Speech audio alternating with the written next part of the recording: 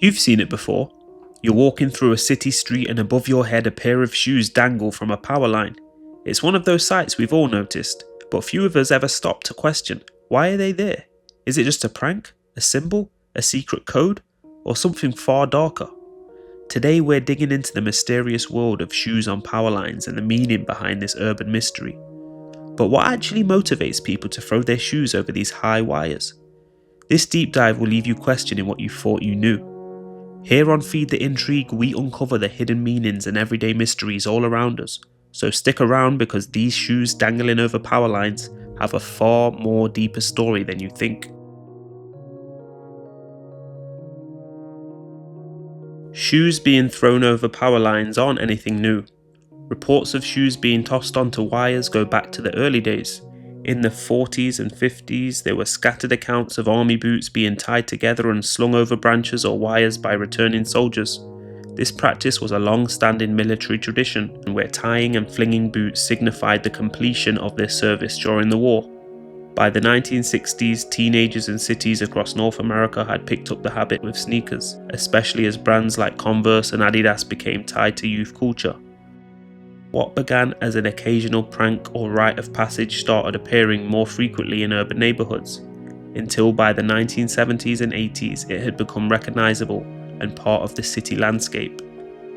The clusters of shoes often came from imitation. One pair would go up and soon kids in the area would compete to add their own, turning empty stretches of wire into makeshift monuments of adolescence. Some adults look back on it fondly, saying it was almost like a badge of honor. Hanging shoes on wires began to blend with the world of graffiti and street art, turning neighborhoods into open-air galleries. Some coined this practice as shoe-fiti. Your shoes in the sky meant you belonged to that neighborhood or that moment in time. Dangling sneakers had become such a recognizable part of urban scenery that they started showing up in movies as a shorthand for the streets, a gritty, raw slice of urban life that resonated worldwide.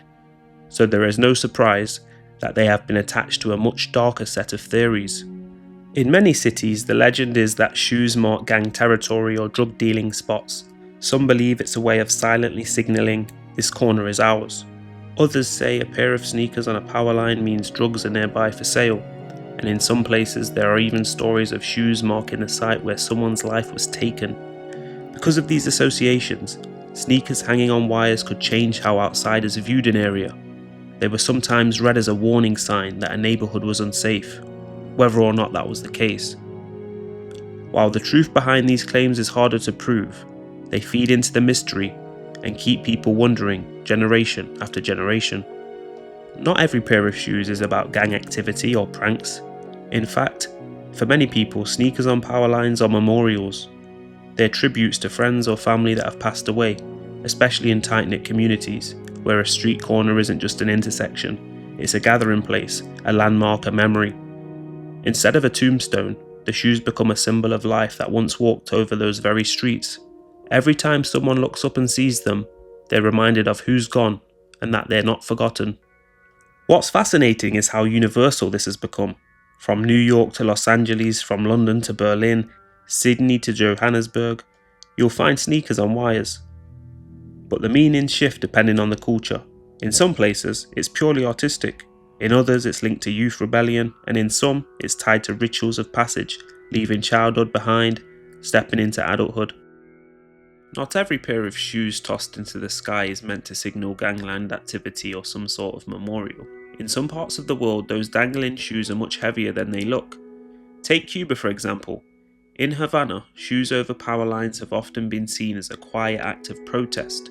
For everyday Cubans, shoes carry layers of meaning. They're hard to come by, worn until they're falling apart, and represent the struggles of daily life in a country defined by shortages. So when those shoes are thrown into the air, it's almost as if people are saying, "We've been used up and abandoned too." This small gesture carries power because it's anonymous, but impossible to ignore. Unlike graffiti, which can be painted over, shoes are much harder to remove.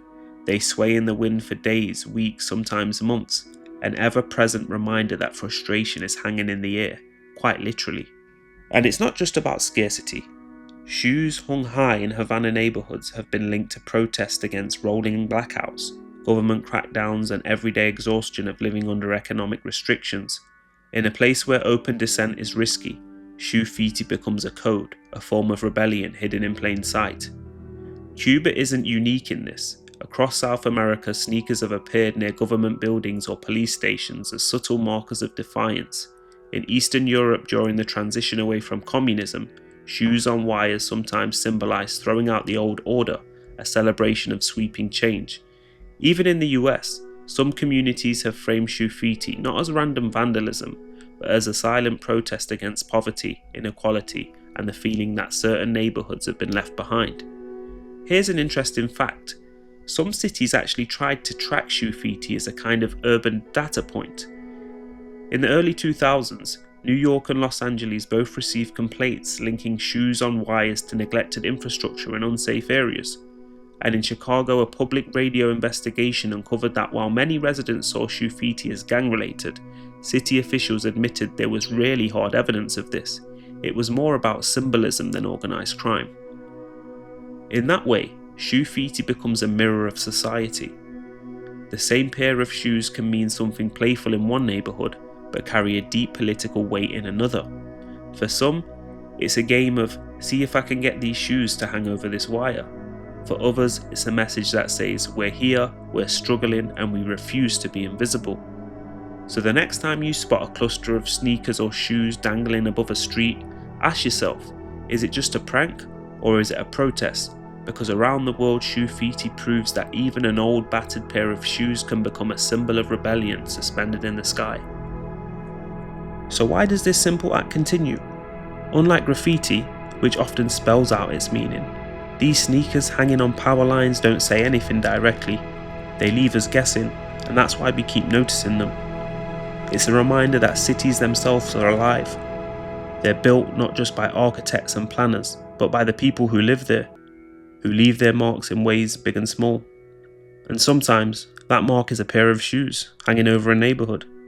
So why are these shoes on telephone power lines? The answer isn't just one reason. It might be a sign of gang activity, it might be a warning or a tribute. Not everyone agrees on what it means. Some suspect it's innocent, while others attach darker meanings to a dangling pair of kicks.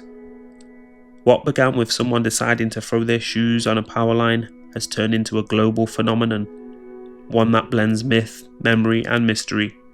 And maybe that's the real reason it stays with us, because those dangling sneakers force us to look up and wonder about the hidden stories of the streets we walk every day. The next time you spot sneakers swinging above you, remember they could be telling a story that you'll never fully know, but that mystery is what makes them powerful. If you've got your own theory, a memory tied to sneakers on a wire, share it in the comments. If you love exploring the hidden meaning behind everyday mysteries, don't forget to subscribe, because there's always a need to feed the intrigue.